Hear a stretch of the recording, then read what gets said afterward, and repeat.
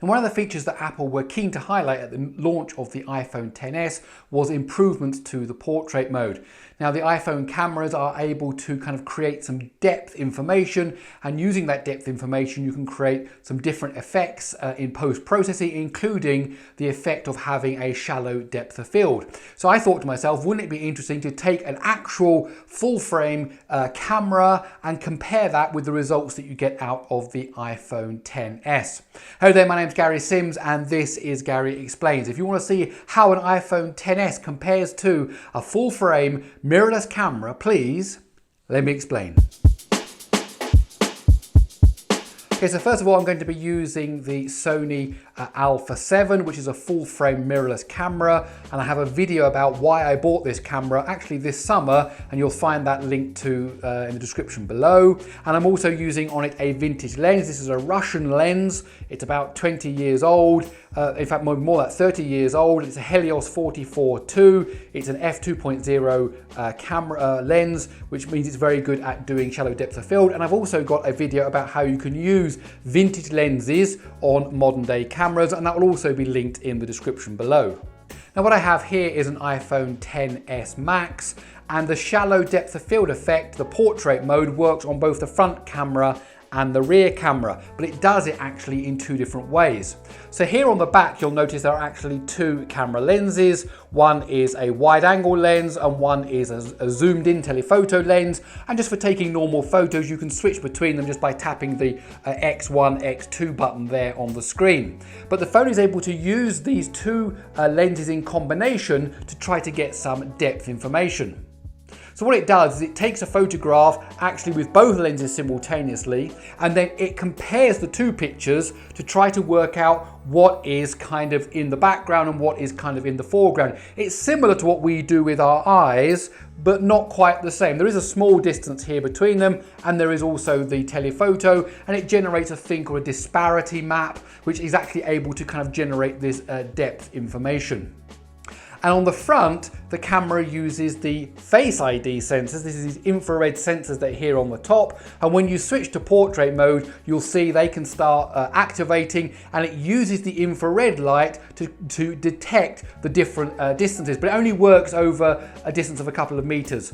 So you can't use it kind of like far away, but you don't do that anyway because you're holding it in your hand doing a selfie. And it uses that information again to create that depth map, and that's only because it's got one camera lens, so it can't use the same technique that it uses on the back. It uses the infrared sensors that it has there to create the depth information for the front. So the results are going to be different for the front facing camera and for the rear facing camera. Basically selfie mode and kind of just a normal photo mode. Those are going to be two different things. So let's have a look at some of the pictures that I was able to take. Okay, so this first picture here is taken using the front camera, using the true depth sensors, and it's probably the best picture that I got out of the iPhone in terms of doing this kind of shallow depth of field bokeh effect. It's actually pretty good. You could start arguing about, you know, how well does that blur look? Is it kind of an artificial blur? But actually, if you look at the picture, including the hand there and the thumb and the gap between my face and the thumb, that has turned out to be a pretty good picture. So in ideal conditions like this, looking straight on at the camera, using that front facing camera, the portrait mode does a pretty reasonable job. And we can compare it here with one taken from the camera. You can see here there is a shallow depth of field. It's not as strong in this particular setup that I had here, but obviously again everything is optical, there's no digital processing going on here, and so you can see that this of course is also a good photo. It's just worth mentioning I've done no post-processing on any of these pictures. Although, for example, my camera generates RAW files, I didn't take the RAW files and then kind of tweak them for kind of lighting and contrast and exposure. I just took the JPEGs that came straight out of the camera, and I took the JPEGs that came straight out of the iPhone. Now here in this second picture, I deliberately turned my head because I know I'm wearing glasses, and I know that detecting the edge of glass, of course, is a very difficult thing to do. And so here is the picture from the iPhone, and at first glance you can see it's worked out quite well. There I am in the foreground. Everything else in the background there is kind of out of focus, but you'll notice there are some problems. If you look at the left lens of my glasses, you can actually see that that's quite blurred, and that the iPhone wasn't able to distinguish between the edge of my glasses and of course the background, so it gets blurred into the background there. And also if you look up at the hat, you can see there's actually quite a lot of blurring that goes on around the edge of the hat, and in fact it kind of is quite obvious that that isn't a sharp line at all, and quite different to what you'll see in the rest of my features. And if we compare that to the shot that I took using a actual camera, here you can see again I'm twisting my head, and of course the glasses there are perfectly correct, because this is of course an optical picture. It's taken exactly with the optics, the light that shines into the camera, and yet you've still got the shallow depth of field, and of course up by the top of the hat you have a clear demarcation between the edge of the hat and the background that's in the distance. So it seems that the front-facing camera using the true depth sensors does very well when you're looking straight at it, but it can struggle when you start to tilt your head in different directions. So now let's look at what results it can produce using the two rear cameras. So here's a shot of me using the rear camera. Again, I deliberately tilted my head to see what the effect that would have on the pictures. And actually, again, at first glance, it looks like a pretty good picture. And let's compare it to one that I took using the full frame camera. Again, in both pictures, you can see nice background blurring. However, if you look closely at the one from the iPhone, you'll notice there beneath my chin, between the hood of the top and my chin, you can actually see some of the background has not been blurred out because it thought it was part of my body. So it didn't detect that kind of bottom of the chin and the top of the hood, and of course it couldn't tell the difference, and therefore it doesn't come out the same. And in fact, if you look at the full frame picture, of course you don't get that problem whatsoever.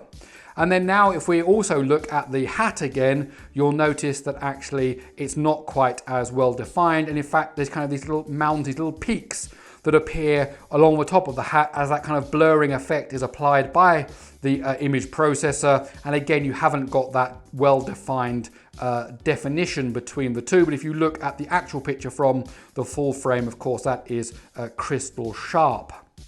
And since I saw that it had that problem detecting between my chin and the top, I thought, what happens if I raise my hands up into the air? And actually here again, you can see on the iPhone that it can't tell difference between background and kind of my hands and my face, and you can just see all the way here above my shoulders right down to the elbows there, the kind of the background has not been blurred as it should be. And of course you compare that to an actual camera, of course there are sharp defined lines here, clear definition, because of course this isn't happening again by computational methods, this is actually the light that's coming into the camera. So again, when you have ideal conditions, the iPhone camera can produce some nice effects. However, as soon as you start to do things more interesting, even like holding up my hands like this, then the computation that needs to go on is a bit more difficult, and it doesn't always get it right. Now, the next two pictures I want to show you are of objects. Now, I know it's called portrait mode because it's meant to be about people, but I wanted to see how well it could handle objects. But of course, remember, in the real life, you might be out somewhere, you might be in a restaurant, there might be glasses on the table, there might be other things in the scene, and it's going to be interesting to see how the iPhone copes with objects as well as just people. And so let's just start with this picture here of the iPhone box and a can of WD-40 up here on the edge of the balcony. And you can see that, of course, on the iPhone, it very easily starts to smudge and blur everything because it doesn't really know what to do with that box. Whereas, of course, you compare that to a real picture from a full frame camera, and again, you've got that clear definition, the clear demarcation between the box, the can, and of course the background there. And now just one of the can on its own. Actually, the iPhone does a pretty good job of that. When you just look at it, all the background there nicely blurred. However, if you do zoom into the cap, you can see that there is some feathering around the edges there as it's trying to apply that blur in post-processing. So again, with objects, it can be hit and miss. When that can was on its own, it did a fairly good job. When the box and the can were together on the edge of the balcony there, it kind of struggled. So basically what we're seeing here is the beginning of a whole new bunch of technology. We're seeing in lots of smartphones the idea of using AI, of using image processing to bring out new effects in the photograph. Some cameras will detect, food and animals and so on, and will actually be able to adjust the settings accordingly. And I think we really are on the edge of an interesting development in terms of computational photography. And I really do take my hat off to Apple for putting these features into the iPhone, because although they're not 100% perfect, I think they're more than good enough that you can risk taking some photos with this mode. And then of course, because you can do it in post-processing, you can actually just change it, take away that background effect if it's not working out, and you've still got a good photo that you've taken from your iPhone. Of course, at the moment, you can't beat what you get optically using a proper camera with an interchangeable lens and so on. But again, I think well done for Apple for trying. It's certainly not kind of 10% works okay and 90% doesn't. I think it's going to be about 50-50, and so it's worth exploring this feature. My name's Gary Sims and this is Gary Explains. I really hope you enjoyed this video. If you did, please do give it a thumbs up. Also, please do tell me in the comments below what else you'd like me to look at in terms of the features of the iPhone XS. I've got it here in the house, so there's still time for us to play with it. And if there are some interesting topics you want me to cover, please tell me and I'll see what I can do. Other than that, please don't forget to subscribe and don't forget to hit that bell notification icon so that you get told every time I drop a new video. Okay, that's about it. I'll see you in the next one.